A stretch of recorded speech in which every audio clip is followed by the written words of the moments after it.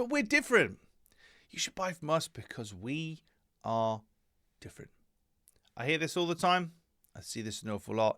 And unfortunately, as a buyer, I'm not interested. Doesn't really mean anything. That's what we're talking about in today's sound effect edition of the Daily Sales Message Podcast, where every single day I share a piece of simple and actionable advice that's designed to help you feel more confident and sell more stuff too. Now, telling somebody that you're different, your product, your service, your business is different, that's wonderful.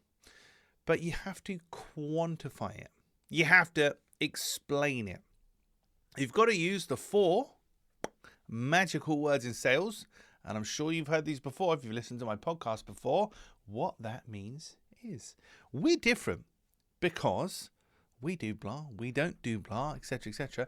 What that means for you is, blah, blah, blah, blah.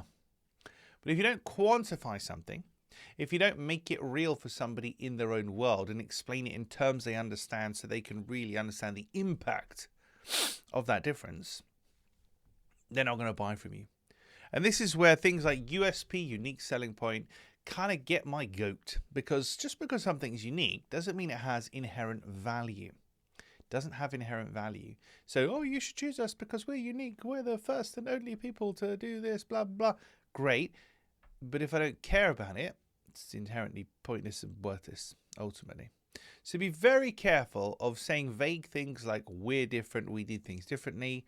You absolutely must quantify that for people and use the 4 magic words in sales. What that means is to bring it into their world, their language, so they can see the value and they understand the difference. That's it for this episode. There's over 1,000 episodes of this podcast. Search for Daily Sales Message on Apple, Spotify, Google, wherever you get your podcasts.